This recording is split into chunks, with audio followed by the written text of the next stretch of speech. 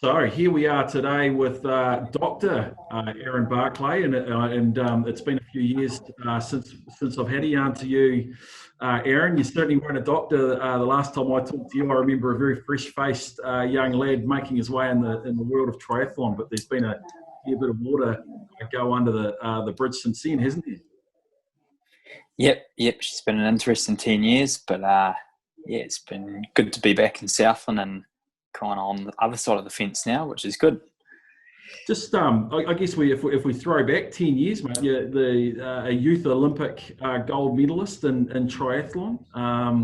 What a fantastic achievement. How do you feel when you think about, I guess, standing on the podium and picking up that gold medal now? Yeah, it was pretty cool, eh? Like, it was definitely one of the highlights of my life, and I'd say it always will be. It was some of the best days I've ever had, training, racing with all my mates, and obviously getting to that level. There'll still be a part of me that is kind of frustrated that I never really got the opportunity to get to my full potential past then, due to my body was, all over the place. But no, it was awesome. Definitely very proud and stoked with where kind of sport led me. Yeah, absolutely. I think you got the keys to the town in Riversdale. I think there's probably not too many more famous people that have come out of Riversdale. Yeah, semi-famous. And that was cool. When you're racing at level, you're doing a lot for yourself, but also for your friends and family. And I was pretty lucky. I had a pretty good team behind me, and a whole town behind me, which was, pretty unique. But I was very, very lucky. And there must have been, obviously, with any of these things, there's a huge amount of work and as you say, a big team that goes into producing a result like that. Yeah, definitely. I started off as a young athlete, in Riversdale when at Gore High, and I had a great team around me then. And then, it just built until, my main team was kind of always, Sid Cumming, my coach in Invercargill, my massage therapist, Carl Neller in Invercargill, my physio there, my swim coach, David Prattley in Gore. I just had a great team around me that grew from then on. And that was kind of my core group all the way through my career. And, over time, as I moved away and spent a lot of time overseas and up in Cambridge, the group expanded. But, I was lucky that I had very, very good people around me from the get-go. And, I'd say a good base of that come from the academy, led by Jason. So I was pretty lucky. Yeah, I mean, you're in a position where you can comment, with authority. I guess we really punch above our weight down here in terms of being able to produce really great athletes, don't we? Yeah, definitely. I guess it's just, everyone down here is pretty genuine. Everyone's just wants to see you do the best, and that's quite unique. It's not about, making money or, the kind of the big time of the other centres that you get, just down south, and everyone just wants to see everyone doing well. And, as a young athlete, everyone just helped me, so much that it's only been kind of now, 10 years on, and I've looked back and been like, holy smokes, I was pretty fortunate to grow up with that and have the support around me, which, in turn kind of makes me want to do the same going forward. We were very, very lucky, and that was a big draw card of me coming back here. It's just such a cool place. Yeah, and I always think that the triathlon community is a particularly supportive community, and I just think triathletes in Southland, they're a special breed, aren't they? Like, you have to be pretty tough to brave the open water, the wind, on the bike, all that sort of stuff. Yeah, for sure. Like, I've definitely got very soft since I stopped sport. Like, coming back now, I couldn't think anything worse than spending 5 hours on a Saturday riding my bike out in the horrible weather and then getting off and running. But it definitely hardens you up and gets you prepared for whatever conditions you're going to race in. But yeah, it's a good group down in Southland and real hard nuts. And again, you don't realise until you go away and train with other groups. You're like, it's a pretty good group to surround yourself by. I guess, in the years after that Youth Olympic gold, I guess the character building might be the best way to describe it. It's just so frustrating that I guess the body just didn't want to do, what you wanted it to do. Yeah, definitely. Like I just said before, I never really felt like I reached kind of the potential or where I thought I should be, and I was lucky enough to kind of have a handful of good races where everyone could see my potential and how fast I could race. It was just that the body couldn't quite keep up with the mind, and it's easy to be pissed off with that and upset about that. But the reality is that sport, sport's hard.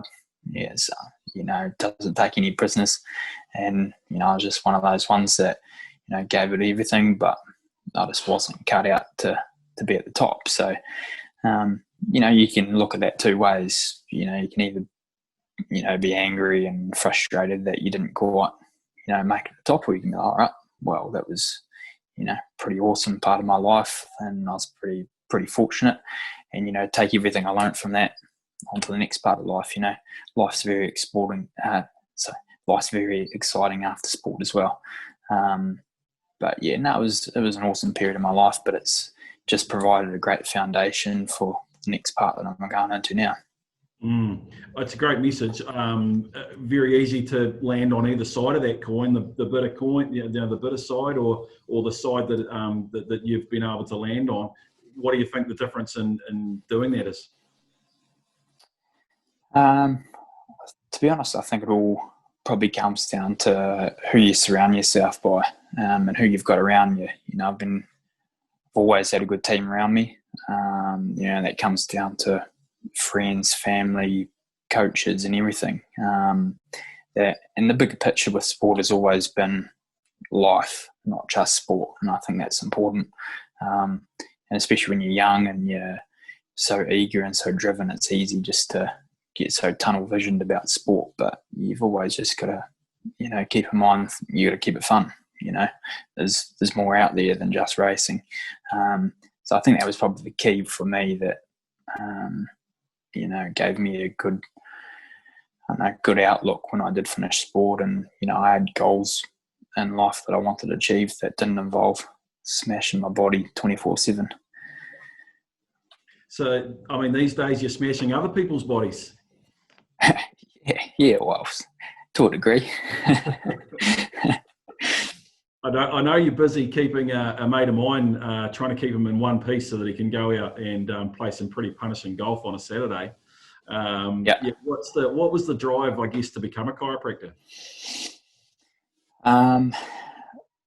For me, like I'd spent so much time on a physio's table or a massage table and a chiropractic table over my, younger days, because my body was so broken and I just didn't really give it a chance to relax. I was always so obsessed with the human body and injuries and kind of excelling it. It was just kind of a natural progression for me to get into something in, health. I was always pretty set on physio. I still love physio. Two of my best mates are physios. But I just wanted to do something different. I think what I kind of found being a high performance athlete was, everything was very reactive. We wait till it's bad and then we fix it. And I found the philosophy around chiropractic and what it done for me, it was just a different approach. It was something where you can get one step ahead of the game. Let's look at the body before it's broke. So it's been, awesome. And I haven't looked back. It was one of the best decisions I've ever made, enrolling in chiropractic college. And do you feel like as an athlete, you bring another approach to it? Yeah, for sure. I think, a lot of people have, preconceived ideas about chiropractic and what they think it is. And most people, are way off the ball, it's often thought of being kind of bone crunching and, to loosen things up. But, it's a hell of a lot more than that. if you kind of go back to the fundamentals of the human body, your brain and spinal cord control everything, and are surrounded by your skull and your vertebral column. If that ain't functioning right, nothing is. So yeah, I think kind of for an athlete, it's highly important. There's more than just muscles controlling the human body, and I think now athletes are starting to get more aware of that and figure out there's other approaches to optimizing their performance, not just fixing injuries, but to making their bodies race at their best. And chiropractic's starting to play a key role in that, and that's one thing that I'm trying to do down this part of the country, is just educate people and say, hey, there's another option out there. You can look at this to add value to everything else you're doing before. How about let's look at getting your spine and your whole nervous system to function at its best, because it's going to make your race better. There's no two ways about it. Yeah, absolutely. And you touched on it before, but you made the decision to come home. I mean, you could have probably done this anywhere. What was behind that? I think in my head, I always wanted to come home.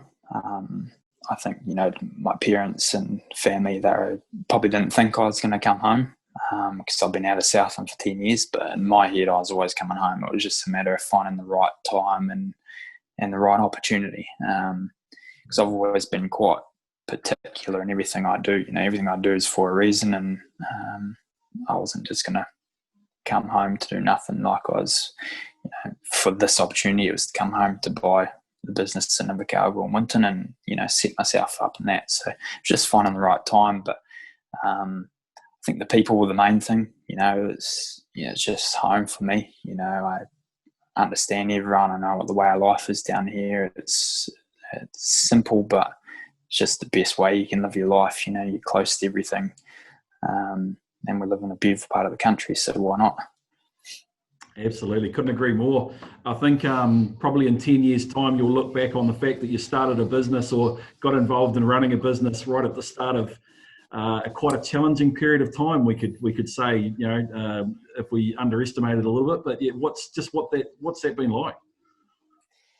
Yeah, it's been interesting. It's definitely been challenging. So I took over the business on the 2nd of March this year, and then we went into lockdown later in March. So couldn't have got really, bad at timing, but it's been all right. Like, it was a good opportunity for me to kind of take a step back after having a few weeks in business and being like, all right, in those 3 weeks, what did I do good? What did I do bad? What am I doing for the future?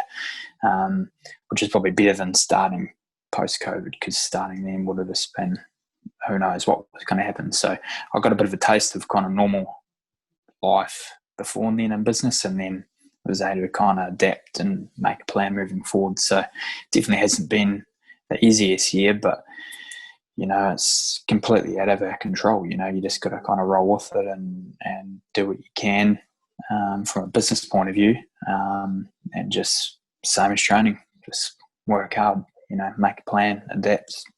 It's simple, really. And I think it's a lovely touch, that you're getting back involved with the academy and providing some services there as well. Yep, definitely. That was one of the first things that I did when I got home, was just give Jason a ring and to say, hey, this is, not from a business point of view, but just from, it's my turn to give back. I want to help out and, just give all the athletes the opportunity to come in and experience chiropractic and, see for themselves how much that can help them on their sporting careers, because it definitely helped me through my career. And, knowing what we know now and how much it can help you from a scientific point of view, it's just, a no-brainer. So it's awesome. I don't really want to, focus just on working with athletes. It's quite a small part of, my business and my time as a practitioner. But definitely think it's an area that I'll always, take a high interest in, because I was there once, and I want to do what I can to help out, the young ones that were in my position 10 years ago. So, anywhere I can add value, then I'll be there to help. And these days, are you still jumping on a road bike and going out and smashing yourself, or are you a little bit more sedate? Yeah, just chilling out a little bit more. The last couple of years, got back into a bit of Ironman stuff, and just to take a few races off the bucket list and kind of dip my toes in again. My body's pretty good now, so I'm just enjoying doing it just for the love of the sport. Currently, not doing bugger all, but in the next couple of years, I hope to kind of get back into it and do a bit of training with everyone back home and just get back in with that crew and maybe take off another Ironman. So yeah, it's just over winter though, not much. I'm just got a bit soft. Yeah, well, after the spring that we've had in the last week, it's a lot easier to stay on the couch, I think, isn't it? Yeah, exactly. Oh, that's fantastic, mate. Hey, really appreciate you giving up some time, and you're having a little bit of a rest and recoup after what's been a crazy business year. So really appreciate your time and go well. Yep. Thanks very much, mate. Appreciate it.